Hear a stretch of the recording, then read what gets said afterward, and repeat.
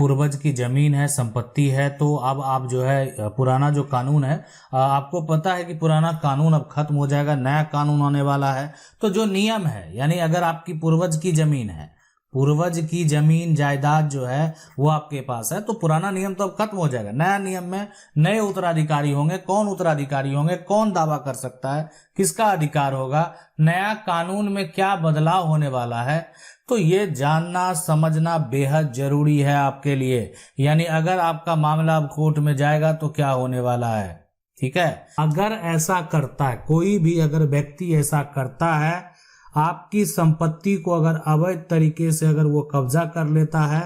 तो यहाँ पर जो आईपीसी है, ठीक है, और यानी इसको कहते हैं भारतीय, ये भारतीय जो दंड संहिता है ना, और इसका धारा जो सेक्शन है 447 के अनुसार, अगर आपकी जमीन, आपकी मकान या आपका कोई भी संपत्ति पर आप अगर कोई भी व्यक्ति अगर अवैध कब्जा करता है, ठीक है, अगर अवैध कब्जा करता है तो उसके साथ क्या होगा पता है, यानी उसको जो है 3 माह तक का जो है सजा हो सकता है। अब ये कहेंगे ये तो बहुत कम है। देखें, ये सजा हो गया अवैध कब्जा करने का। अब उसके साथ मारपीट किया और भी किसी भी प्रकार का उस पे धाराएं लगाए जाते हैं, और उसके साथ साथ आर्थिक दंड भी लगाया जाता है ना। तो ये हो गया कि ठीक है, आपकी जमीन को आया और अवैध तरीके से कब्जा कर लिया, आपने कंप्लेन किया, और कंप्लेन किया अगर वो सही पाया गया तो उसको 3 माह तक का सजा हो जाएगा, साथ में आर्थिक दंड भी लगेगा। अगर वो और भी, है ना, मान लेते हैं किसी को गाली गलौज किया है या मारपीट किया है, और भी किसी प्रकार का कोई आरोप उसके ऊपर लगता है, तो सजा ये हो सकता है कि और अधिक सजा हो। ठीक है, लेकिन इस कब्जा का जो विवाद है इसमें है कि अगर कोई, मान लेते हैं कि अगर कोई भी जमीनी विवाद है ना, जमीनी विवाद में क्या करना चाहिए पता है आपको। अगर मान लेते हैं कोई कब्जा कर लेता है और कब्जा करके जो है ना वो जाली कागजात दिखाता है, मतलब ये जो कागजात दिखा रहा है वो जाली कागजात दिखाता है, तो इस तरह में आप जो है अगर ऐसा कोई करता है तो उसको धारा उस पर 420 जो है,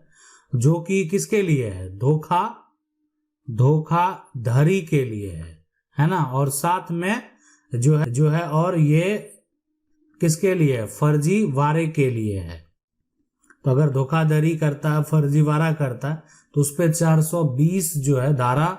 भी जरूर लगवा दें। ठीक है, 420 ही मतलब धोखा किया, गलत जाली कागजात बनाकर जो है जमीन को अगर वो अवैध तरीके से कब्जा करता है, तो एक तो सबसे पहले आपको उसके ऊपर एफआईआर करना ही है। जब अगर आपके पास भी कागजात है, आपकी जमीन है, अवैध तरीके से कब्जा करता है, तो उस पे धोखाधड़ी का जो इल्जाम है वो जरूर लगवा दें।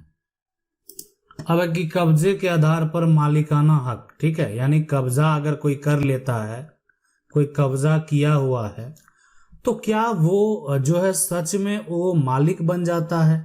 यानी मालिकाना जो हक की बात है, क्या उसको मालिकाना हक प्राप्त हो जाता है। ये जमीन देखें, ये जमीन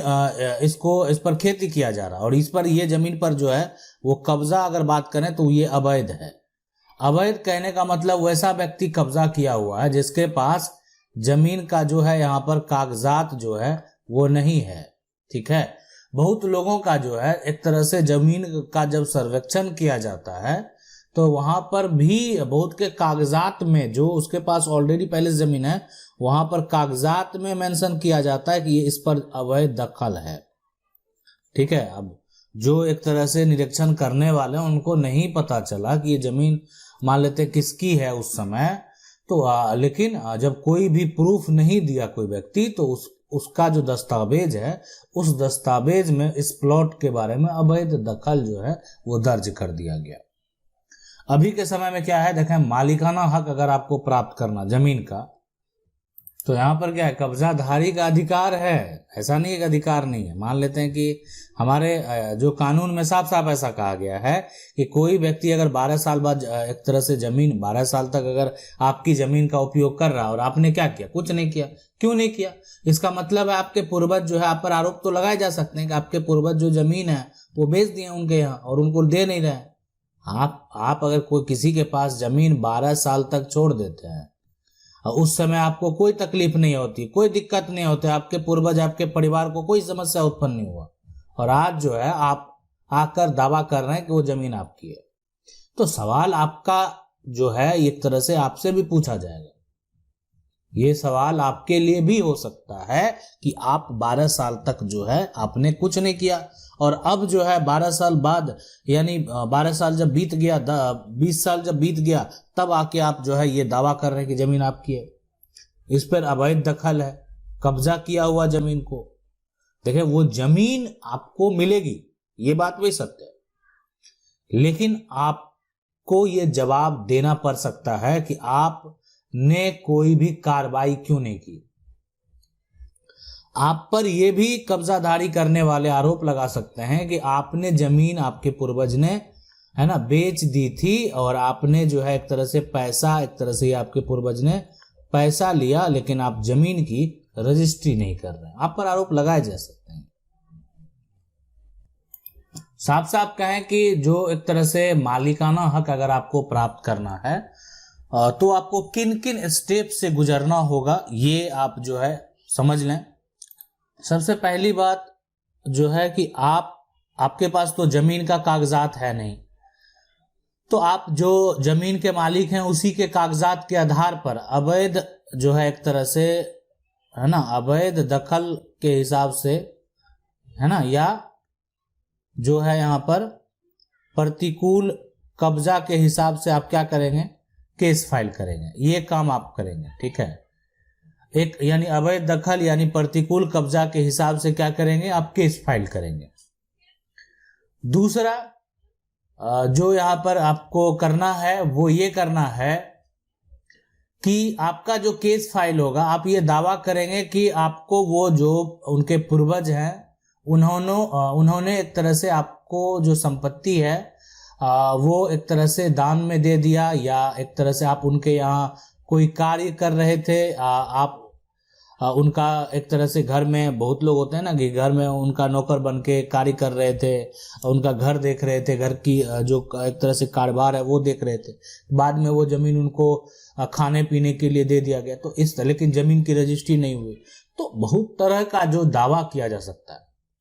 क्योंकि यहाँ पर जो संपत्ति के मालिक हैं उसकी सबसे बड़ी गलती यही है कि वो 12 साल तक अपनी जमीन को ढूंढने नहीं आया, और एक बार भी अगर उसके बीच में वो ढूंढ लेता तो कोई भी प्रतिकूल कब्जा का दावा ही नहीं कर सकता था, ठीक है। एक समय सीमा बेहद जरूरी है। किसी को जमीन दें, घर दें, मकान दें, लंबे समय के लिए नहीं दें, 20 साल 30 साल जो है उस पर नहीं दें, नहीं तो फिर समस्या उत्पन्न हो सकता है कि आप जो है नेक्स्ट जनरेशन तक आप उसको दे रहे हैं।